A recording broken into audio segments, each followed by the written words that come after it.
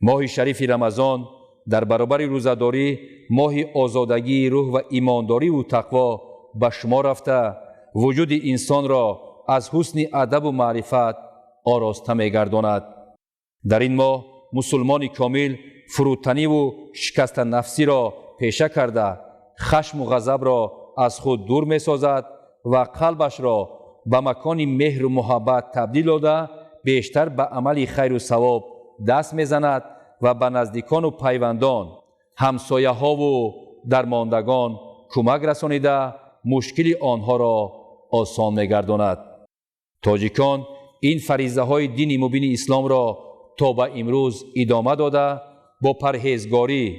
طاعت و عبادت، خیر و سخاوت، نیکی و نکوکاری، احترام پدر و مادر و خویشاوندان و کلانسالان شهرت پیدا کردند.